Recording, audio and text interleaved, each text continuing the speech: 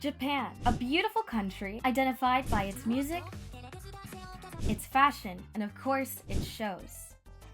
This beauty is not missed out on those residing outside of Japan. It's no secret that Japan is extremely popular among other countries, especially America, as its influence has grown over the years pretty steadily, with the emergence of extreme idolization and obsession with Japanese culture, as seen with the popularization of weebs and otakus, or people so enamored with Japan that they spend a majority of their time engrossed in Japanese culture and custom. Japan's influence has reached far beyond most countries, rivaling even America in its influence in pop culture. But why does Japan have such a strong hold on Western popular culture? What if I told you this was a strategic political move made by Japan to relieve tensions with other countries after World War II?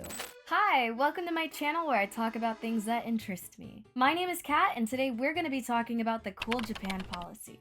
If you like what I've got to offer today, consider subscribing, liking or disliking, or commenting. So, I always like to hear others' opinions on things, and I love to read comments and see what other perspectives are out there, so please be sure to do so.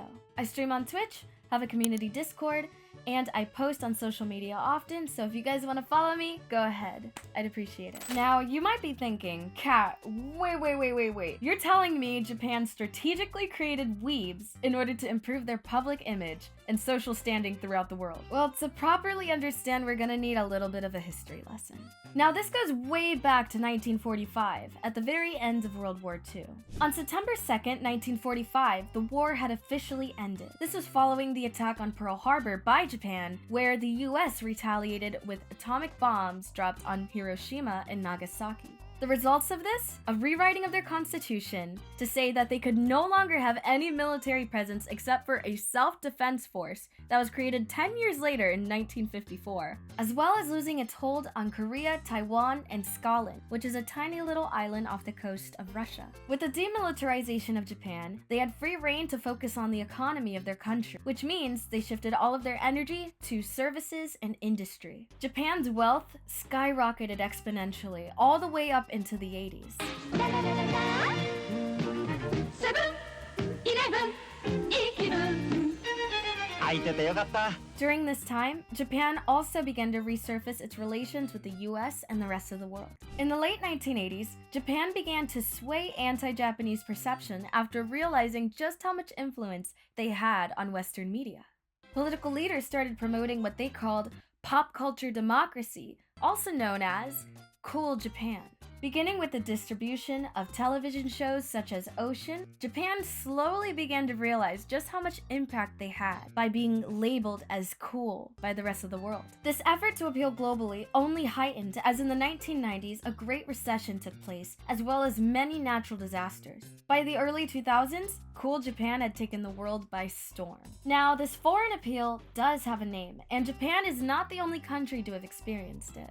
The term soft power is used to describe a country's influence that is indirect or without use of military force. America is the biggest example of this, where you can see our popular culture, our sports, and pretty much everything that we produce gets distributed worldwide. An important aspect of soft power is its ability to pass on ideologies and cultural norms that you would otherwise not really see throughout the world.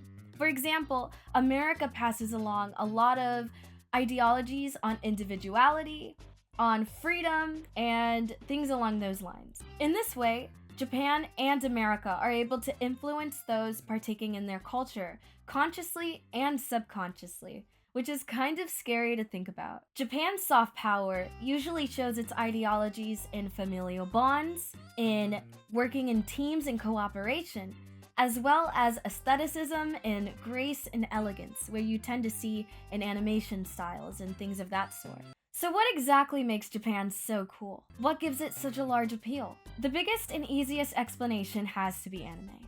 Anime is Japan's chief export, which comprises of over 80% of their broadcast export.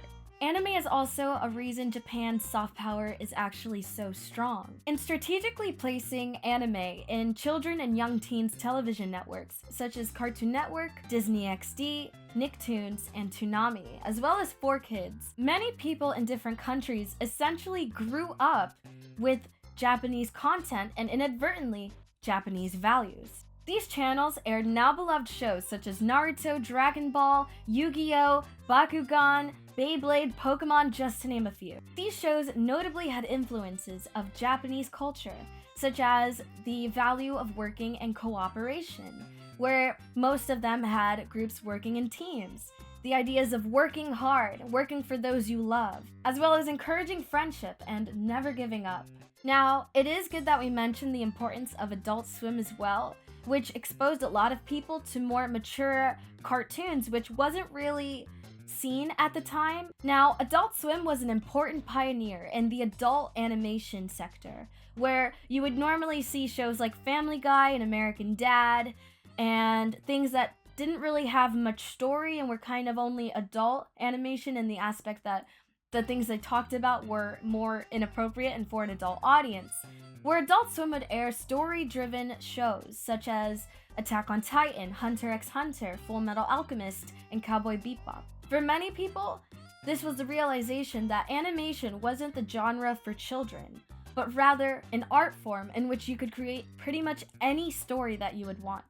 And while the impact of anime has been incredibly great for those up north, such as in Europe or North America, the impact in South America has been absolutely insane. Now, in order to maximize their exports and influence, Japan sold their shows at a much lower rate than every other country. So in Latin America, they were actually able to get shows and anime at a much cheaper price than other North American cartoons. And since Latin America was import heavy, which means they didn't really make their own shows, at least not in the same way that the US and Europe were making their own shows, this meant that they imported a lot of anime. This also means that shows like Dragon Ball were absolutely able to take over culturally in other countries. In countries like Mexico, Goku is actually a cultural staple, where they have even held shows in parks and in theaters just to watch important episodes and movies. This just goes to show just how deep Japan's soft power has rooted its way into other countries, that to the point that their characters can be cultural icons for completely different countries miles away from them. These shows have had an irreplaceable influence on the cultures of countries around them. The big three of anime, Naruto, Bleach, and One Piece, have sold billions of copies worldwide, and their shows have gone on for hundreds and hundreds of episodes. One Piece and Dragon Ball are two of the highest grossing franchises in the world, both earning over 20 billion in profit. While anime was the main draw for many to Japan, idealized aspects of Japanese culture was pushed through to international audiences. Icons such as Sanrio and Hello Kitty dominated accessories and apparel. Characters like Pikachu and Mario are more identifiable than Mickey Mouse. And things like Lolita fashion, makeup, and cosplaying ended up having entire conventions forming around them. Japanese musicians like Baby Metal and Vocaloid and Hatsune Miku have dominated niche fandom. Famous art styles like Mr. Dob or the Takashi Murakami flower have leaked into Western culture. Even the food has been highly popularized, with ramen and sushi shops popping up overnight almost internationally. Along with One Piece and Dragon Ball, Hello Kitty, Mario, Pokemon, Gundam, and Yu-Gi-Oh! All appear on the 25 highest grossing franchises of all time. In fact, 11 out of the 25 highest grossing franchises of all time are Japanese, with 11 also being American and 3 being European, specifically from the UK. Now, this is all cool and all, but it may feel a tad bit underwhelming. Yes, Japan did push out its culture and made it extremely appealing for foreigners, but where exactly are the policies and the strategies? Well, Japan didn't exactly create a detailed plan for their soft power endeavors until 2012. So in an effort to strategize their influence for economic growth and socio-cultural favor, the Japanese government created an official ministry and cabinet specifically for this. This is all outlined in a document called the Cool Japan Strategy. So the strategy is divided up into 31 different sections but it can pretty much all be summarized under these four: Japanese economy, the strategy, overseas projects, and revitalization. Now, the Japanese economy had been in a stark decline since the 1980s, and they needed to look elsewhere for profit. With lower birth rates and an aging population, Japan's population numbers were actually decreasing. Their solution? Capitalize on the popularity of Cool Japan. With this, they believed they could increase demand for Japanese products, as well as create new jobs in the Japanese workforce. This was specifically targeting Japan's creative industries, such as video games, movies, TV shows, fashion, and services. So the main idea for the strategy itself is to paint Japan as this beautiful, amazing country that you 100% want to visit and want to buy things from. Now, with the general layout established, the government's Cool Japan Ministry was ready to start applying policies. Where there was little organization before, there's now an entire government sector dedicated to Cool Japan. With this, they revived the Cool Japan strategy into the Cool Japan policy. The new policy had 3 steps in order to establish Cool Japan around the world: promoting domestic growth, connecting Japan to countries around the world, and becoming the Japan that helps the world. Step 1 of the proposal states to educate Japan students on Cool Japan and what makes Japan cool, where they would often write essays on what makes Japan cool and what they think is fun and amazing about their country.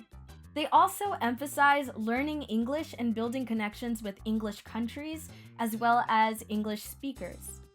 They even suggested having entire sections of Japan where the district's main language would be English instead of Japanese. Next would be to change Japan's image in the eyes of other countries by encouraging tourism and getting feedback from those other countries about what they specifically like about Japan, so they could actually hone in on those things and distribute them better and more efficiently.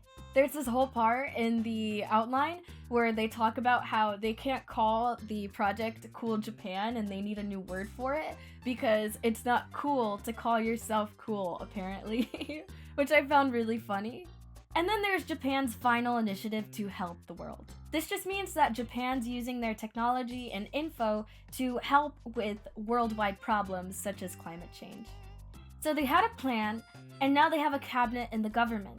So all they needed now was funding. In November of 2013, the Cool Japan Fund was created. This fund was both private companies and the Japanese government poured into this fund. This fund was specifically to pour money into small and medium-sized businesses to promote those selling food, services, and Japanese content. It was also used to help develop tourism aspects of Japan. Now, with a plan, government seating, and funds, you would think that the Cool Japan strategy was incredibly successful, right? Well, not exactly. Now, there has been valid criticism in the Cool Japan Ministry's handling of projects where they have been underperforming and non-profitable. Most importantly, however, has been the mischaracterization of Japan with the direction Cool Japan has taken. Things such as the perception of women, otaku culture, and misrepresentation of Japanese culture has kind of idealized and corrupted the view of Japan and Japanese society in a lot of the eyes of foreigners. Sexism and misrepresentation of women in Japan has always been a really big issue. Even Cool Japan's ministry themselves had a number of sexual harassment cases filed by women. Whether it's the hypersexualization and fan service in anime, or the obsession with schoolgirls in Kogyaru, Japan's toxic depiction of women is oftentimes inappropriate. In this way, Cool Japan's influence on outsiders and foreigners has been damaging. This can especially be said for those who consider themselves otakus or weebs. And when I say that, I don't mean like your casual Dragon Ball fan, or like I even have like Pokemon plushies behind me. When I say that, I mean someone who kinda goes overboard in their obsession with Japan to the point that they disrespect the country itself and its society and culture. In this way, you have a great number of people who have this amazing idealized version of Japan in their heads that just does not match the Japan in reality. This can definitely lead to people being inappropriate when they're in the country or even in their own states and countries, where they're acting out in a way that they think is stereotypical of Japan, but is honestly not appropriate anywhere.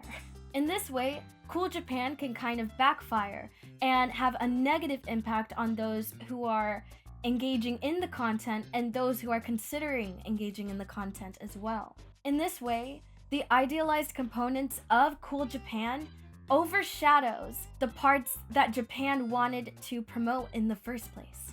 This can be seen in the declaration of Cool Japan's mission, which was made by Tomomi Inada, the first minister of Cool Japan's cabinet. Here he states that advertising various different aspects of Japan's appeal in an uncoordinated manner fails to focus on certain targets, and thus weakens the message.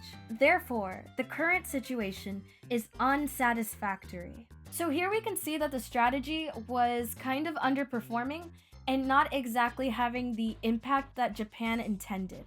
So what does all of this mean? It seems to me that Japan has this amazing, beautiful soft power at their disposal. I mean, it only makes sense to me that a beautiful country filled with so many intelligent people would have the same gravitational pull that America seems to have with their pop culture. And personally, I think it's beautiful that they were able to take the negative, harmful aspects of their country and kind of rebrand and repurpose themselves into a country that has new values. It's also incredibly impressive that they've been able to kind of rebrand themselves from the toxic, militaristic country that Japan used to be and embraced the wonderful, beautiful aspects of their country. It's wonderful that Japan was able to create a new identity for themselves after the tragedy of World War II. But the influence of their soft power means that people get to take this identity of Japan and nitpick exactly what parts they want to take from it, instead of seeing the cultural vastness of Japan as a whole. And unfortunately, a lot of these nitpicked aspects are harmful and are not a part of the Japan that they want to display. The cabinet itself is only 10 years old, so it kind of makes sense that they haven't been the most profitable just yet because they're still kind of identifying what their target demographics are. I think they need time to kind of reorganize and maybe allocate funds to more profitable ventures. More than anything, I would say they need to focus more on foreigner feedback. So there's this musician by the name of Gact, and he's known for his contribution to the Naruto series in terms of music. And even he's noticed the disconnect between Japan and foreign countries. In an interview with Japan Today, he said, "I wonder if anyone in Japan actually understands what Cool Japan does." Which is not like a good sign. The magazine Japan Today themselves even said it was too slow to consider it grossly incompetent or corrupt, but at least it was underperforming for now. So all in all, it seems that Japan does have a sizable amount of soft power that it can use to influence people outside of its country. However, I would say the way it goes about it isn't exactly the best way to go about things, and it's clear that they still need some organizational things hemmed out before they can actually be productive with it. Eventually, let's hope that Japan will actually be able to allocate funds to those small companies and businesses that are going to be more successful overseas and do better in advertising and promotion for their content. Thank you guys so much for watching. I hope you enjoyed the video. This is me just showing off things I think people should know about, and they interest me, and I hope they interest you too. So again, if you guys like the content I made today, please feel free to subscribe, leave a like or a dislike, and please comment. I'm always looking for criticism and helpful information to help me get better at making videos, as well as talking about things such as the Japan strategy, because it's so cool and interesting. So again, I love leaving room open for discussion. I think that's where people learn the most. My socials are linked down below if you guys want to follow me. I post often, once again. And I hope you guys have an amazing day or night or whatever it is for you. And I will see you guys later, hopefully. Bye!